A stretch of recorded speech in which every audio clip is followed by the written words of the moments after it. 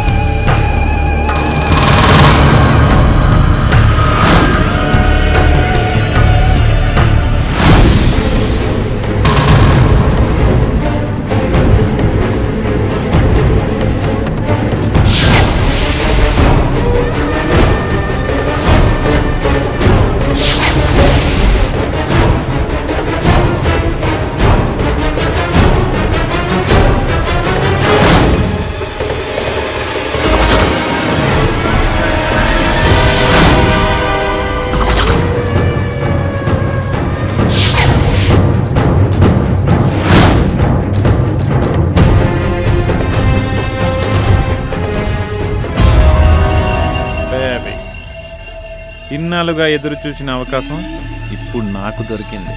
మత్తు ముందు కలిపిన పాలను తాగి గాఢనిద్రలో నువ్వు, విస్కీ మత్తులో నీ అందాలని అనుభవించబోతూ నేను. ఇవాళ పౌర్ణమి, ఫుల్ మూన్ డే. ఈ రాత్రి మొత్తం నాదే, మధురమైన రాత్రి. నీతో నా మొట్టమొదటి రాత్రి, a sweet and romantic first night.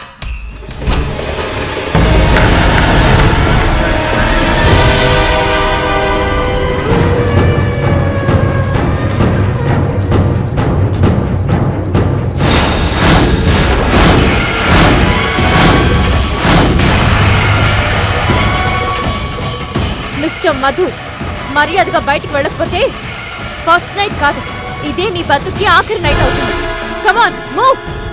అంటే నువ్వు ఆ పాలు తాగలేదా? నీలాంటి క్రూర మృగాన్ని, విష సర్పాన్ని ఇంట్లో పెట్టుకొని అంత కేర్లెస్ గా ఎలా ఉంటాననుకున్నా? నువ్వు ఇలాంటి నీచమైన ప్లాన్ ఏదో వేస్తావని నా జాగ్రత్తలో నేనున్నాను. ఏంటి, నిజంగానే నన్ను షూట్ చేస్తావా? నన్ను షూట్ చేసి నువ్వు తప్పించుకోగలవా?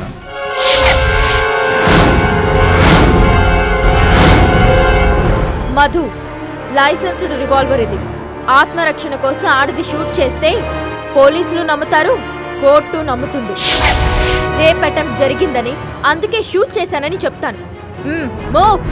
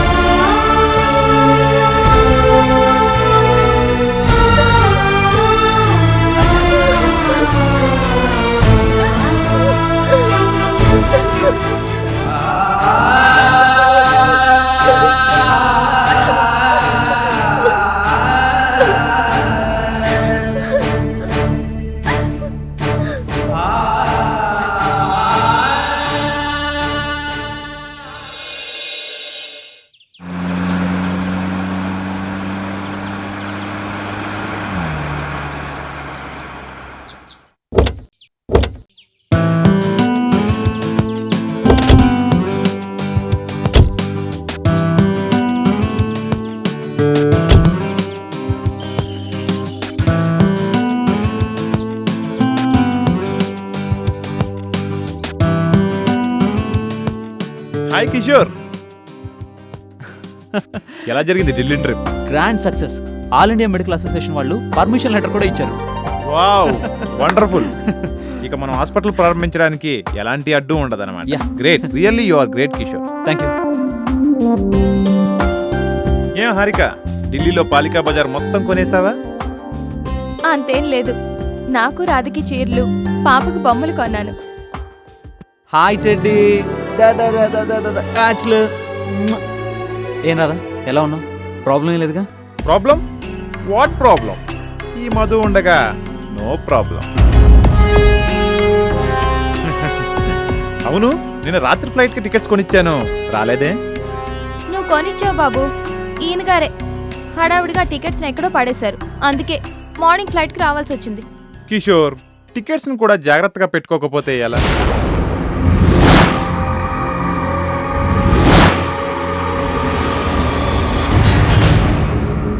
ఎనీవే, పర్మిషన్ కూడా వచ్చేసింది.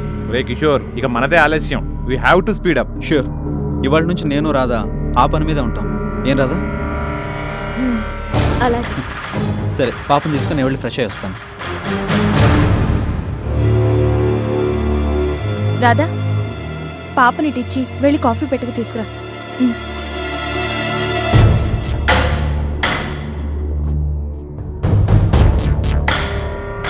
నాకు కూడా మీ ఆయనతో పాటు.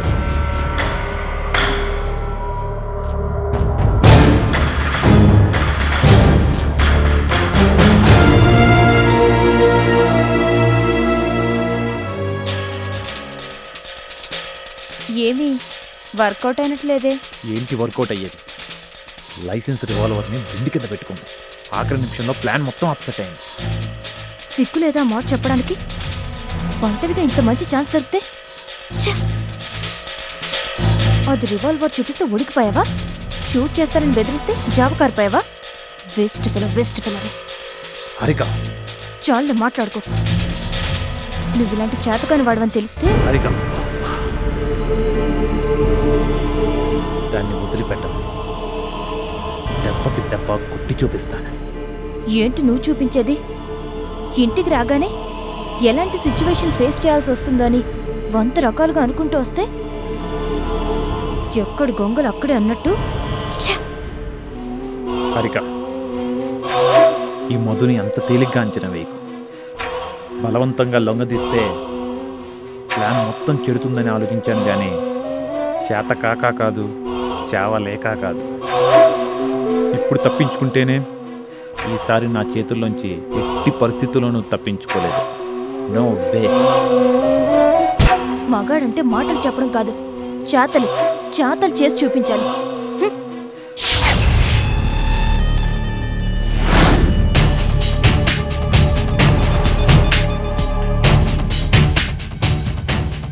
కాఫీ.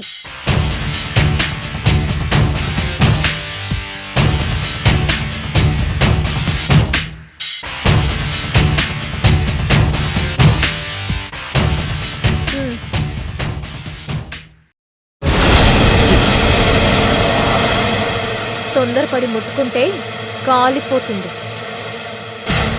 చెయ్యే కాదు, ఒళ్ళు కూడా.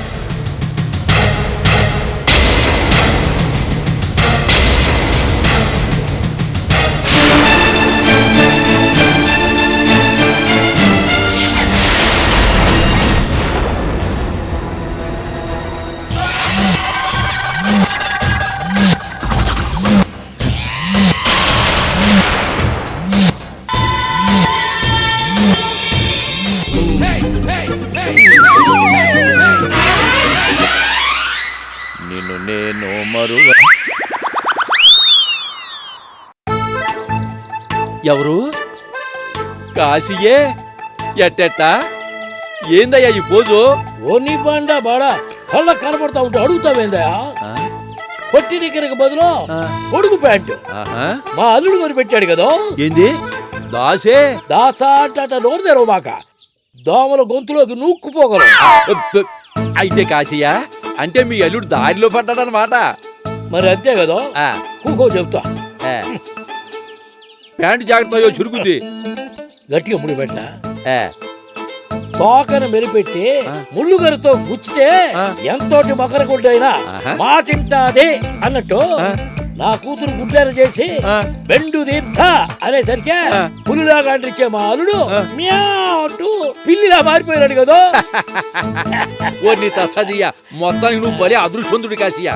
ఏం అదృష్టమో గానీ ఈ రూపాయి పిల్లకి ఏమో వస్తుందో చెప్పు. ఏమి రావటం ఏంటయ్యా? అసలు ఈ రూపాయి ఎక్కడిది? ఎక్కడిది అంటే ఏం చెప్పాలబ్బాయా, నడిచి వస్తా ఉంటే ఏడే దొరికింది కదా, దీనికి ఏమొచ్చుద్దా అని. రూపాయికి ఏమొచ్చుద్ది కాశీయా? 2 రూపాయి పిల్లలు తప్ప. ఎట్టా ఈ కాశీతోనే అసలా 10 రూపాయి పిల్లలు ఇంకా ఏడున్నాయమ్మాయా? నీతి నిజాయితీ మాదిరి అవి కూడా ఏనాడో కనపడకుండా పోయినాయిగా. నిజమే కాశీయా, ఒకప్పుడైతే రూపాయికి టీ వచ్చేది, బన్ను దొరికేది, సింగిల్ ఇడ్లీ దొరికేది. అవును కదా? ఓరి బండబడ ఆ కాలం కదబ్బాయా, ఈ కాలంలో రూపాయికి ఏమొచ్చుద్ది అని. అప్పట్లో అయితే అదే నేను లాగులేసుకున్నప్పుడు అయితే రూపాయికి సినిమా టికెట్ వచ్చేది, పాటల పుస్తకం వచ్చేది, మిఠాయి కిళ్ళి కూడా వచ్చేది. ఇప్పుడు రూపాయితో సింగిల్ టీ రాదు, సిగరెట్ ముక్క రాదు, ప్లాట్ఫారం టికెట్ రాదు. ఈ ఎండాకాలంలో అయితే కొత్తిమీర కట్ట రాదు. మరి అందుకని అబ్బాయా బుర్రలో ఇంత గుర్తుండాలి అనేది. ఈ రూపాయికి ఏం రాకపోయినా రాజకీయాల్లో చేరినామనుకో, ఏ ముఖ్యమంత్రిలో కాకాబడితే గ్యారంటీగా 1 ఎకరం భూమి వస్తుంది కదా. ఏంటి ఈ ఎండల గానికి మెంటలెక్కిందా?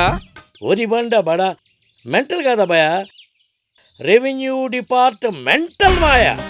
ఇదిగో పేపర్లో అచ్చుకుతినారు కదా. ఎట్టా? చూపుతా అసమధీయులకి ప్రభుత్వం నజరానా, ఎకరం రూపాయి లెక్కన 100 ఎకరాల భూమి ఓ బడాబాబుకి దారాదత్తం.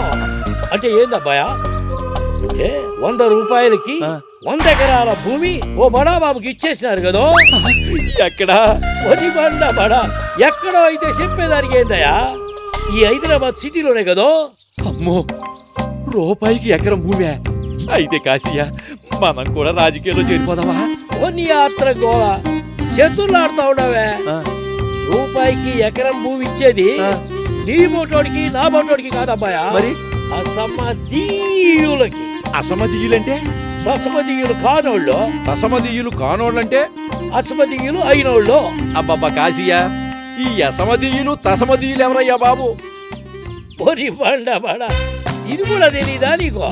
50 ఏళ్ల క్రితం ఈ రూపాయి బిళ్ళ పట్టుకొని మాయాబజార్ సినిమాకి వెళ్ళావా?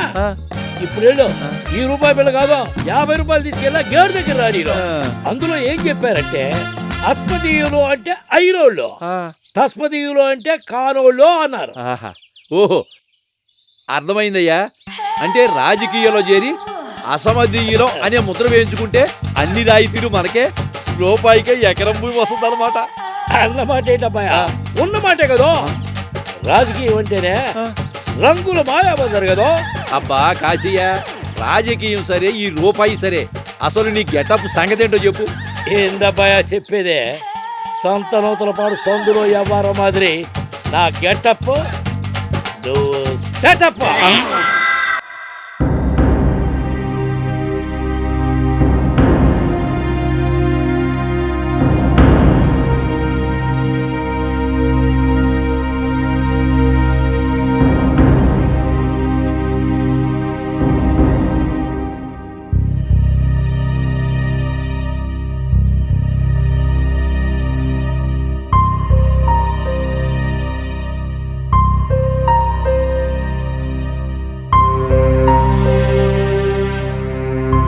మేడం, ఏంటి?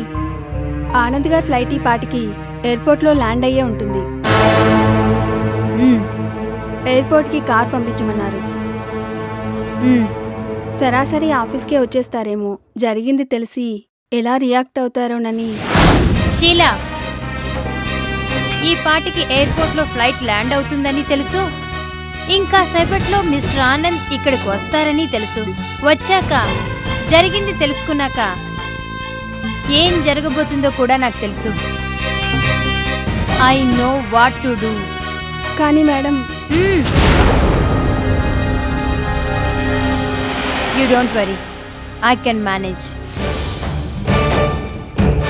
ఆనంద్ బిల్డర్స్ అనే కంపెనీని శృతి బిల్డర్స్గా మార్చాలనుకున్నప్పుడే డిసైడ్ అయ్యాను ఏం చెయ్యాలో, ఎలా చెయ్యాలో. చేస్తాను, జస్ట్ వెయిట్ అండ్ సీ.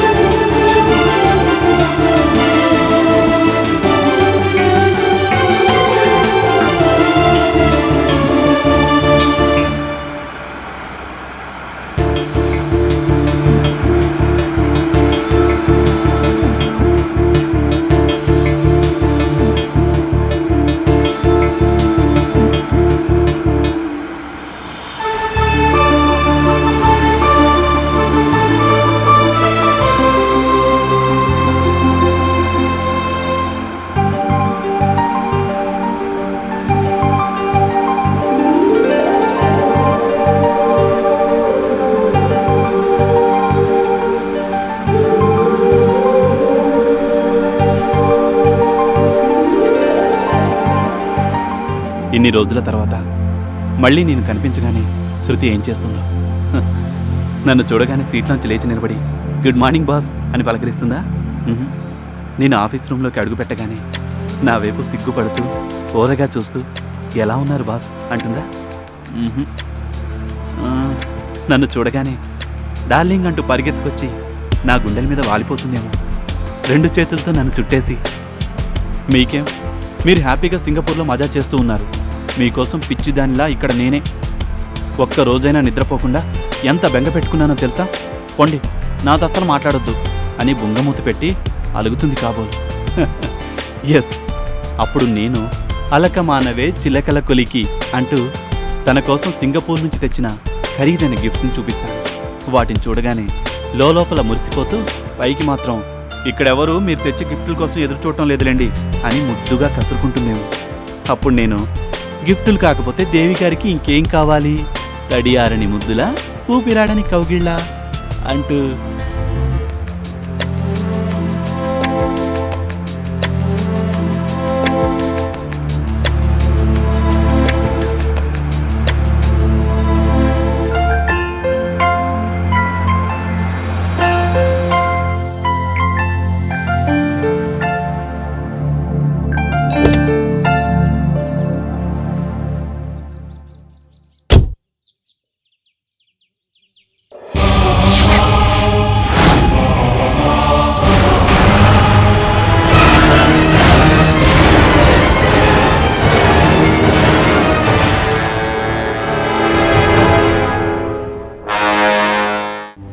నీ ఆస్తి మొత్తాన్ని స్వయంగా నీ అంతట నువ్వే నాకు అమ్మేశావు.